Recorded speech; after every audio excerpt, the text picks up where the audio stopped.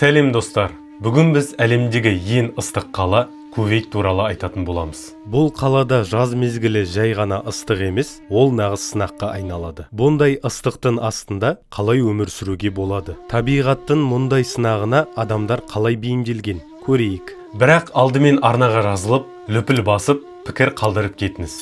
Кәне саяхатымызды бастайық. Кувейттегі жаз ауасы өте ыстық, әрі тұншықтырғыш. Көшеде ең аз қимылдың өзі адам төзгісіз жағдайға айналады. Ыстықтан құтылудың жалғыз жолы пәтерде кондиционердің астында. Көлікте кондиционермен отырып жұмысқа, сондай-ақ кондиционер орнатылған сауда орталығына бару. Бұл жағдай қоршаған ортаға өте зиян. Бірақ сырттағы тозақтан аман қалудың жалғыз амалы осы. Таңғы сағат 9-да Кувейтте температура 45 градусқа жетіп, ары қарай өседі. Ал соңғы жылдары Кувейттің климаты айтарлықтай өзгерді. Жазғы айларда температура көбінесе 50 градусқа дейін жетеді. Тіпті 2016 жылдың 21 шілдесінде температура 54 градус Цельсийге жетіп, рекорд орнатқан. Қаланың және оның маңындағы 4 миллион тұрғын жыл сайынғы шыдамсыз аптап ыстық пен құмды борандарға төзіп келеді. Өткен жазда Кувейтте ауа райы соншалықты ыстық болғандықтан құстар аспаннан құлап өлген. Шаяндар шығанақта қайнап өліп қалды. Ал теңіз ұлуларының қабыршақтары ашылып пісірілгендей көрінді. 2022 жылы Кувейтте температура 50 градусқа жетіп, оны жер бетіндегі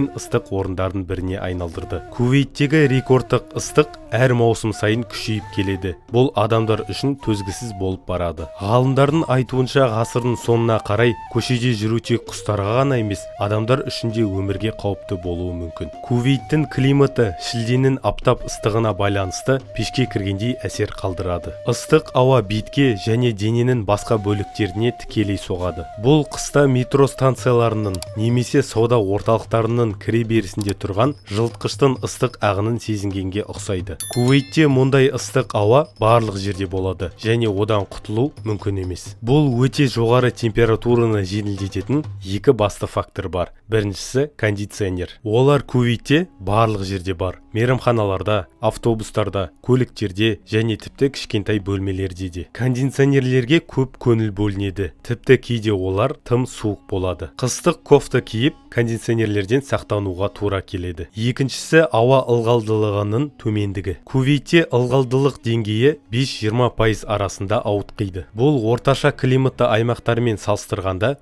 өте төмен көрсеткіш. Бірақ бұл төмен ылғалдылықтың теріс жақтары бар. Ауаны бірнеше рет жұтқаннан кейін ауыз қуысы кеуіп қалады. Жасыл өсімдіктер мұнда табиғи түрде өспейді. Оларды тірі қалдыру үшін арнайы күтім қажет. Кувейт халқының 70%-ын еңбек мигранттары құрайды. Олардың көпшілігі кеңселер мен сауда орталықтарының жаңа ғимараттарын салып жатыр. Құрылысшыларға ашық ауада түстен кейінгі сағат 12-ден 4-ке дейін жұмыс істеуге тыйым салынғанымен, кейбіреулері ең ыстық уақыттарда да жұмысын жалғастыруға мәжбүр. 2010 жылдан 2035 жылға дейін Кувейтте жылдық орташа температура 1,6%-ға артып, 28-7 градусқа жетеді деп болжануда. Климаттың өзгеруі теңіз деңгейінің көтерілуімен бірге энергия мен суға деген сұранысты арттырады. Елдегі жабайы табиғат қазірдің өзінде қауіп-қатерге ұшыраған. Құстардың өлекселері үйлердің шатырларынан табылып жатады. Сұрқия жазда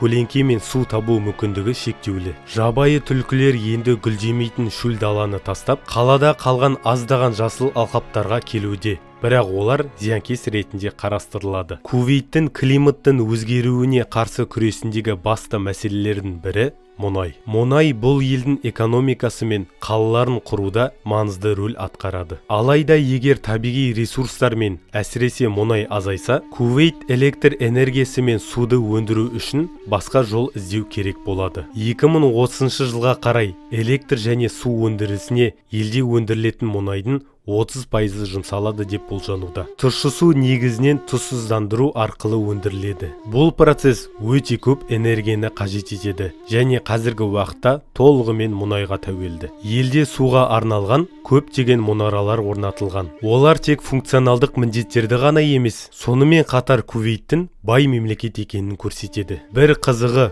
Кувейтте су бензиннен де қымбат. Елдегі тұщы судың 99%-ы тұзсыздандыру арқылы алынады. бірақ бұл өте қымбат және энергияны көп қажет етеді. Кувейттегі жаз мезгілі 4 айға созылады, 22 мамырдан 25 қыркүйекке дейін. Осы уақытта орташа тәуліктік температура 40 градустан жоғары болады. Ең ыстық ай шілде. Оның орташа температурасы күндіз 46 градусқа, ал түнде 35 градусқа жетеді. Ал салқын мезгіл 26 қарашадан 5 наурызға дейін созылады. Осы уақыттағы орташа температура 24 градустан төмен болады. Ең суық ай қаңтар. Оның орташа максималды температурасы 18 градус. Кувейтте киімге қатысты ережелер онша қатал болмаса да, белгілі бір киім үлгісін ұстану қажет. Ер адамдарға жалаңаш санды көрсетуден аулақ болу керек. Ал әйелдер үшін декольте көрсетуге тыйым салынады. Егер сіз шорты немесе юбка кисеңіз, олардың ұзындығы тізеден төмен болуы керек. Кувейттегі әйелдердің көпшілігі ұстамды киінеді.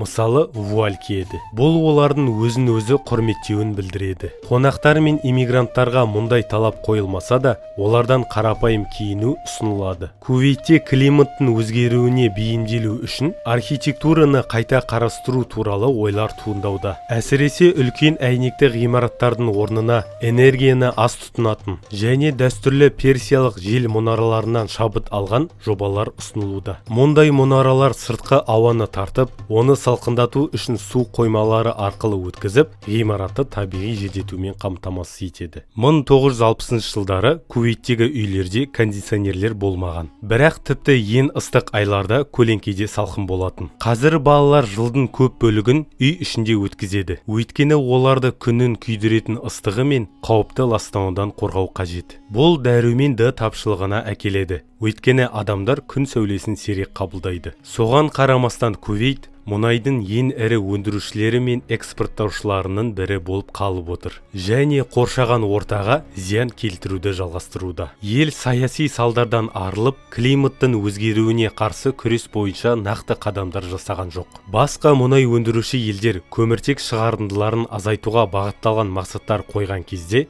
Кувейт үнсіз қалды. Тіпті Біріккен ұлттар ұйымының климаттық саммиті қарсаңында ел премьер-министрі 2035 жылға дейін шығарындыларды бар болғаны 7-4%-ға қысқартуға уәде берумен шектелді. Парламенттегі популистік қысым мен шенеуніктердің мұнай өндіру кірісіне тәуелділігіне байланысты Кувейтте экологиялық мәселелерге назар аударылмай келеді. Қолда бар ресурстарды дұрыс пайдалану арқылы елде жағдайды жақсартуға мүмкіндік бар. Бірақ бұл мәселеге қызығушылық жоқ. Нәтижесінде Кувейт көмір қышқыл газының жан басына шаққандағы шығарындылары бойынша әлемдегі жетекші елдердің бірі болып қалуда. Көшелердегі асфальт жоғары температурадан балқып жатқанда, Кувейт тұрғындары күшті кондиционерлері бар сауда орталықтарына жиналады. Мұндай қатты ыстықтың себебі Кувейттің тропиктік шеңберге жақын орналасуы. Мұнда күн сәулесі жер бетіне тікелей түседі. Сондай-ақ ауа райына Үнді мұхитынан таралатын маусымдық тропикалық циклон әсер етеді. Ол Сауд Арабиясы мен оңтүстік Иракқа дейін жетеді. Кувейттің климаттық жағдайлары оның экономикасы мен күнделікті өміріне елеулі әсер етеді. Жергілікті тұрғындар үшін басты баспана бұл кондиционерленген ғимараттар мен көліктер. Мұндай температураларда көшеде жұмыс істеу немесе ұзақ уақыт болу өте қауіпті. Соған қарамастан Кувейт еңбек мигранттары үшін үлкен орталық болып қала береді. Олардың көпшілігі ашық аспан астында жұмыс істейді. Ал бұл климаттық жағдайларда олардың еңбегі ауыр азапқа айналады. Кувейттегі ресурстарды пайдалану және энергия тұтыну мәселелері тұрақты даму саласындағы маңызды сын қатерлердің бірі болып табылады. Елдің электр энергиясы мен тұщы суға деген тәуелділігі мұнай ресурстарымен тығыз байланысты. Тұщы су Кувейтте күнделікті өмірдің маңызды элементі болып табылады, бірақ оның көп бөлігі тұзсыздандыру арқылы алынады. Бұл процесс энергияны көп қажет етеді және қазіргі уақытта негізінен мұнайға тәуелді. Кувейттің болашағы мұнай қорларына және климаттық өзгерістерге бейімделу қабілетіне байланысты. Елдегі ауа температурасының үнемі көтерілуі және басқа да экологиялық факторлар ауыл шаруашылығы мен табиғатқа кері әсерін тигізуде. Жабайы жануарлар мен құстар тіршілігін жалғастыру үшін қала аймақтарына жақын жерлерге көшуге мәжбүр болып жатыр. Бұл табиғаттың біртіндеп жоғалып бара жатқанын көрсетеді. Дегенмен Кувейтте климаттық өзгерістерге бейімделуге бағытталған кейбір ұсыныстар бар. Мысалы, энергияны тиімді пайдаланатын құрылыс технологияларын дамыту, жасыл аймақтарды көбейту және су тұтыну тиімділігін арттыру сияқты бастамалар көтерілуде. Бұл бастамалар елді экологиялық тұрақты етуге көмектесе алады. Бірақ олардың жүзеге асырылуы саяси және экономикалық қолдауды қажет етеді. Кувейт әлемнің көптеген басқа елдері сияқты мұнайға тәуелділіктен арылып, жаңартылатын энергия көздерін дамыту қажеттілігін түсінді. Алайда бұл үлкен саяси және экономикалық өзгерістерді талап етеді. Ал қазіргі таңда Кувейт бұл бағытта айтарлықтай ілгерілеу жасаған жоқ. Соған қарамастан климаттық өзгерістерге қарсы күрес және тұрақты даму елдің басты міндеттері болуы тиіс. Міне достар, Кувейт туралы қызықты деректер осындай. Бұл ел өз байлығы мен ерекше мәдениетімен таңғалдырады. Егер сізге бұл видео ұнаса, арнаға тіркеліп, лүпіл басып, пікір қалдырып кетіңіздер. Келесі видеода кездескенше.